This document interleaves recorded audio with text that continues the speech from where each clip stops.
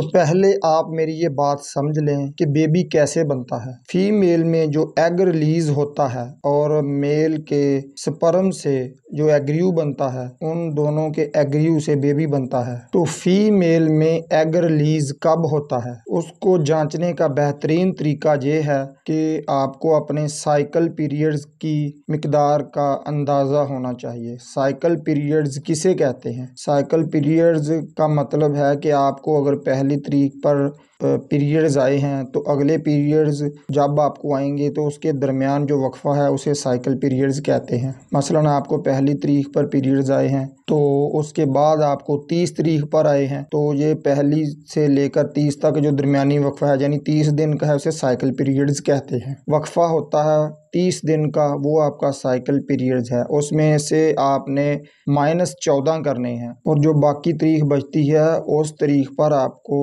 Egg release होता है। और अगर आपका साइकिल पीरियड्स 32 दिन का है तो उस 32 दिन में से आपने -14 करने हैं और जो तारीख बनती है मसलन वो 18 बनती है तो वो उस 18 तारीख को आपको एग रिलीज होगा। और अगर आपका साइकिल पीरियड 28 दिन का है तो उसमें से 14 को माइनस करें तो तारीख बनती है 14 और 14 तारीख को आपको एग रिलीज होने का मैक्सिमम चांस बहुत ज़्यादा होते हैं। तो एग रिलीज होने के 3 दिन पहले और 2 दिन बाद ये 6 दिन बनते हैं। तो इन दिनों में फीमेल को चाहिए कि वो अपने हस्बैंड से रिलेशनशिप बनाए रखे, क्योंकि इन दिनों में एग को स्पर्म की बहुत ज़्यादा ज़रूरत होती है। और अगर शोहर कमज़ोर है और उसकी मादा तौलीद पतली है तो उसके लिए ज़रूरी है कि वो गूंद कतीरा, सफ़ेद मूसली, सिंघाड़ा, छिलका, इन दोनों को एक मिकदार में लेकर अच्छे तरीके से उसका सफ़ोफ बना ले और हम बिस्तरी से 2 घंटे पहले